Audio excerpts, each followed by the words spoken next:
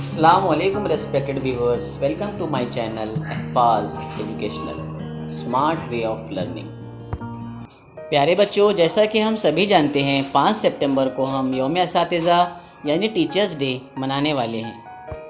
آپ کو teachers day پر معلومات دینے کے مقصد سے یہ ایسے یعنی مضمون لکھا گیا ہے۔ اسے آپ اچھی طرح یاد کیجئے اور اچھی رائٹنگ میں لکھیے۔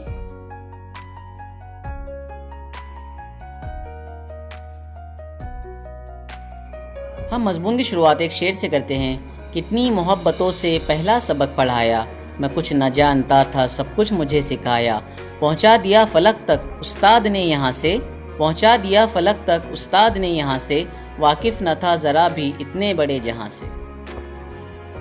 دنیا میں کچھ رشتے خونی ہوتے ہیں، جبکہ بہت سے رشتے اور تعلق روحانی، اخلاقی اور معاشرتی طور پر بنتے ہیں۔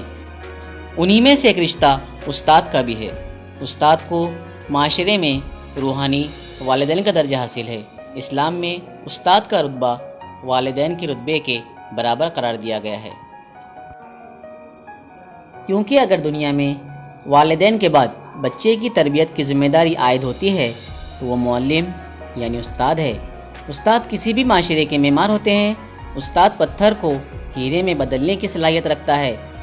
استاد کی اہمیت علم کی بارش کی سی ہے۔ جو زمین بارش کو جذب کرنے کی صلاحیت رکھتی ہے، وہ بارش کے فیض سے سرسبز و شاداب ہو جاتی ہے۔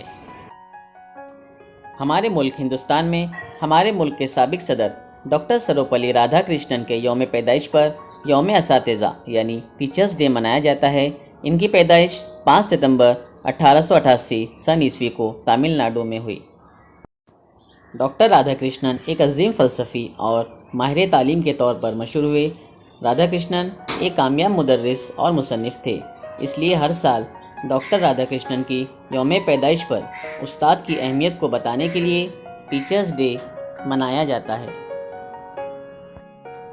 اس موقع پر ہمیں چاہیے کہ ہم اپنے ٹیچر کا شکریہ ادا کریں کہ انہوں نے ہمیں صحیح راستہ دکھایا، عصری تعلیم کے ساتھ ساتھ دینی تعلیم سے روشناس کرایا، اچھے اخلاق و عادات سے روبرو کیا، ہماری غلطیوں پر ہمیں سمجھایا اور اچھی نصیحتیں کی۔ مضمون کے اختتام پر ایک شعر ہے۔